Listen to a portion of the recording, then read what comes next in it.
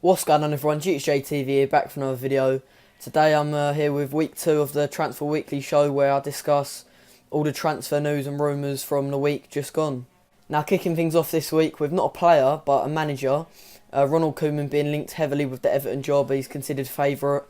I don't really understand this one. Why would Ronald Koeman, who's just come 6th in the Premier League with Southampton, a team that are on the up, why would he want to go to a club like Everton, who finished 11th in the Premier League? I know they've got a lot of history in that, but if I was Ronald Koeman, I'd be, determined to start at Southampton and see what I could do with them, because coming 6th in the Premier League is very, very good for a club like Southampton, who only come up to the Premier League a few years ago.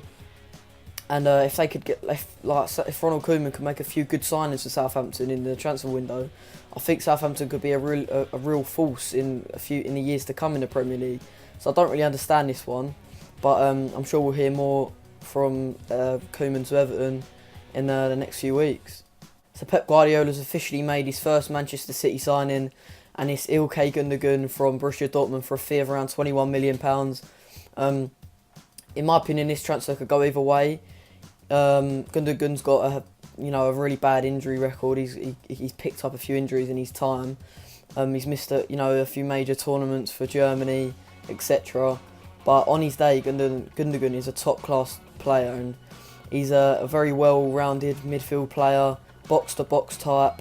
A player that Manchester City really crave. Yaya Toure just hasn't really got the legs to play in that role anymore, in my opinion. And they've the fact that Pep Guardiola is bringing some fresh legs in the midfield, I think that's going to really help them with their title challenge next season in the Premier League. But so Manchester City made their first signing of the window, and it's Ilkay Gundogan for £21 million. A player that's been heavily linked with a move to Arsenal this week is Alvaro Morata from Juventus. The fees reportedly of around £40 million, around £35-40 million, which to me is just ridiculous for a player like Alvaro Morata. I know he's got a great potential and potentially a magnificent future ahead of him, but at the moment in Serie A, he scored around 12 goals for Juventus this season, which is nowhere near worth £40 million. But you got to look at it as for the future. Will Morata be Arsenal's answer? Because we've been crying out for a world-class striker for many years now, and can Morata fill that void for Arsenal? It's debatable, and I think in the future, maybe in about 3 or 4 years, he can. But right now, I don't think he is, and I think we should be going for someone a bit more that's established as a world-class striker, someone like Aubameyang, Griezmann. I know they might be unrealistic, but you never know until you make an inquiry for him. So Morata, I'd get behind him if he does come to Arsenal, and I hope he does do really well if he does eventually join us. But he has been linked with moves to Chelsea and Man United, so it's not definite. But if he did come to us, I would be happy, because he's a different type of player to Giroud. He's got pace, and I think he's got better finishing, and he'd come on for Juventus in the Coppa Italia final and scored the winner. So he's a man for the big occasions. But is he a world-class talent yet? I'm not too sure, but the fee would be around 38 million for Alvaro Morata, but at the minute it's only a rumour.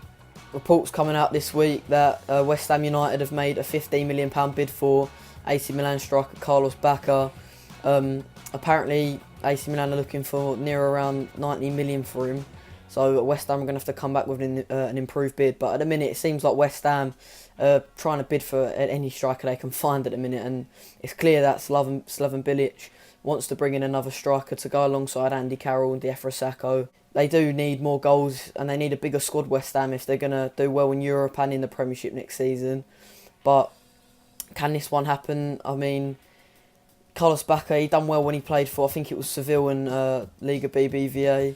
So it would probably be a bit of a risk for West Ham to bring him in, but it might pay off, so it might be worth the risk. £15 million ain't a lot in today's market, so West Ham, it would be a risk, but if it pays off, I'm sure they'd be happy that they took the risk. So if West Ham do get Bacca, I think overall they'll be pleased with it. West Ham also being linked with a centre-back from Lyon called Samuel Umtiti, I think that's how you pronounce it. Reportedly PSG, Barcelona and Spurs all being linked with interest in him. So if West Ham can get hold of this player, Apparently he's one of the most sought after talents in Europe at the minute. So if West Ham can get hold of him, I think he will sort them out defensively at the back next season. And as I said, they need a big squad, so they'll need around 4 centre-backs in case of injuries, which is most likely going to happen.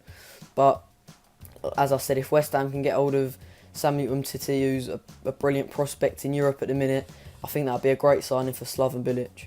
So that's the end of week 2 of my Transfer Weekly show. Make sure you tune in next week for more transfer gossip. Make sure if you enjoyed the video, you hit that like button, and don't forget to leave comments on, do you think what transfers you think will happen, what players you think will go where this in the summer.